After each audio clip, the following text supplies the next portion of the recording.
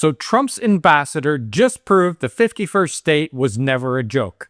Pete Hoekstra, the U.S. ambassador to Canada, we all know him, shared Trump's post calling Canada the 51st state. The sitting ambassador. This is embarrassing. And he even added his own commentary. Yeah, he said Canada is in a technical recession and used that to justify the annexation fantasy. The U.S. ambassador is out there diagnosing our economy while suggesting we should just join them. The Canadian government has to be diplomatic about it. But you know what? We don't. The guy crossed the line and he knows it. So let's walk through exactly what happened. All right, so Trump does his usual late night posts and says, the 51st state thing again. He says our economy is failing and we'd be better off under American control. Come on. The program under Trump is becoming painfully clear, Dave. We have war in Iran, escalating conflict in Lebanon, oil prices climbing again, gas prices rising, more terror threats, more uncertainty, more inflation risk, more global tension. All because of Trump. And when all of that starts showing up in higher costs and weaker growth, he points at everyone else. Classic Trump, right? He creates uncertainty, raises costs, rattles allies, and spooks market, and then points to the damage and says everyone else is failing. Yeah. Canada's technical recession did not happen in a vacuum. Tariff uncertainty has been a major drag on the economy. Businesses are not going to invest confidently when the rules are changing every few weeks. Companies, they won't hire aggressively when they're waiting to see which border charge or political threat comes next and how it's going to affect them. And Canada is not alone in feeling it. Europe is dealing with energy pressure. The United States is dealing with gas prices. Central banks are looking at inflation risks again. Yeah, so when Trump says 51st state after Canada shows economic weakness, Canadians should hear what he's actually doing. He is trying to turn a crisis he helped worsen and create, really, into a case for American dominance. We know that the 51st state talk isn't just trolling. It's a signal. They don't see Canada as an ally anymore. They see us as an opportunity. And that's why the 51st state talk keeps coming back again and again. It's not a joke. It's not Trump being Trump. It's a statement about how he sees Canada, not as a sovereign ally with its own interests, but as something that should be pulled closer under American control. And that's scary. Yeah, it is. And that is why Hoekstra, being an ambassador to Canada sharing the post, crossed a line. He has heard Canadians reject this. He knows the phrase angers us here, and he knows that Canadians see it as aggressive and offensive. So when he shares it anyway, Canadians were allowed to ask, what exactly does he think his job is? And the hypocrisy is crazy here because he already said previously that the 51st state talk is done and we should be moving on from that. And then he goes ahead and retweets or reshares this post from Trump. Oh, man, the hypocrisy is just at that huge levels here. I can't stand this guy, and we need him out. Now, the embassy says that amplifying Trump's post is just routine. Come on, that answer does not hold up because Trump posts constantly. His posts are not all treated like official diplomatic notices, and you can't share 50 posts at 2 a.m. every day. So choosing to share this one during a sensitive moment in Canadian-U.S. relations, that was a choice. 100%. And Prime Minister Carney's response, yes, it was careful. He said Canada has to work with the administration as it is. And that's true. The Prime Minister can't govern by replying to every single Trump post out there. Canada has to stay focused, keep negotiations moving, and avoid getting pulled into every single distraction out there. Now, he may have to keep the diplomatic door open, that's the job, but Canadians do not have to pretend this is normal. And that is where Petition E7124 comes in. The petition calls for a formal review of Hoekstra's conduct and possible diplomatic measures, including asking for his recall. Because if an ambassador cannot stop boosting threats against the country that is actually hosting him, then maybe Canada needs to ask whether he's helping the relationship or even trying to make it work. Because if Hoekstra cannot understand why Canadians are offended by the 51st state rhetoric and seems to think that we have 11 provinces and no territories, then maybe he's not the right person to represent the United States in Canada. Now, we have links in the description below and in the pinned comment, so you can go there and sign to give him the boot if you haven't already. Out you go, Hoekstra. Now, this also connects to a bigger concern around American influence in Canadian politics. The Tyee has reported on concerns about Hoekstra, mega networks, voter data, and Alberta separatism.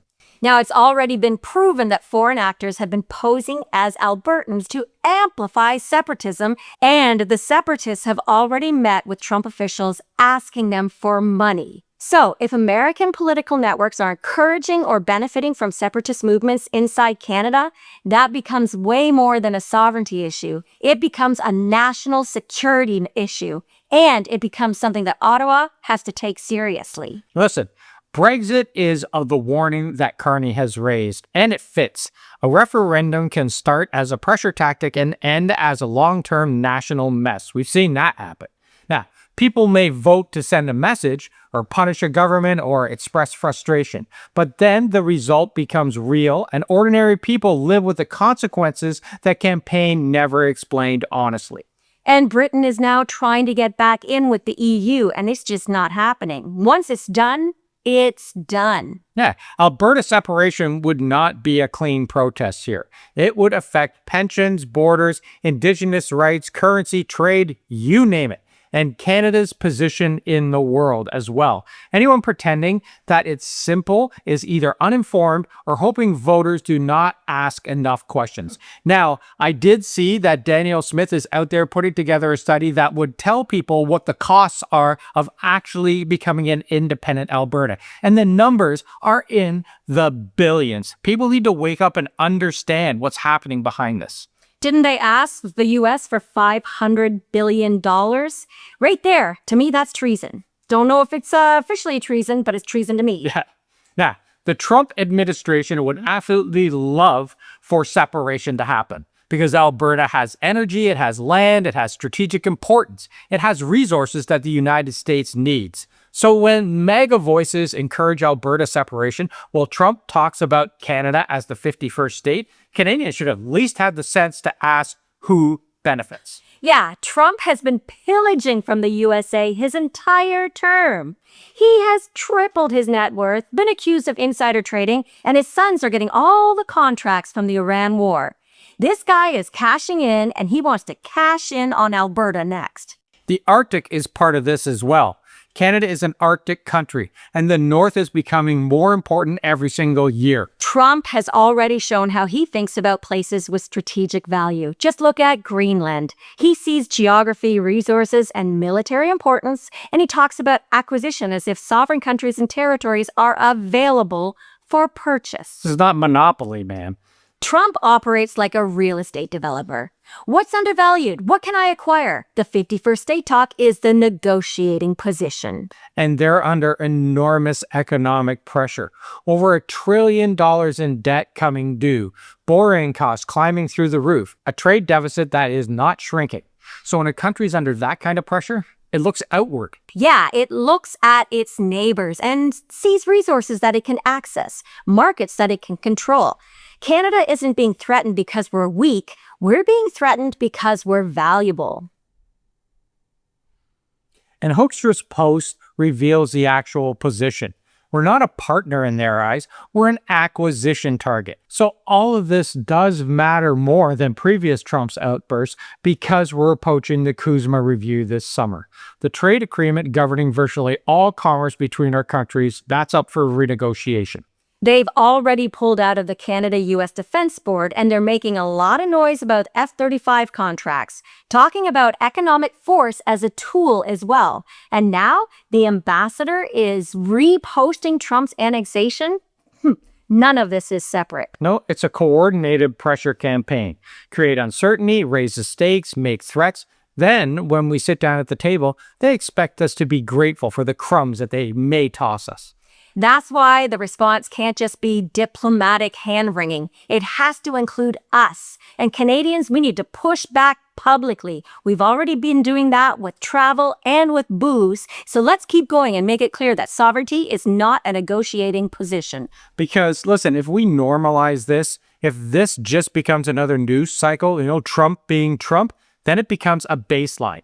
And next time they push further, just look at Greenland, look at Panama, look at Venezuela and Cuba. The pattern is consistent.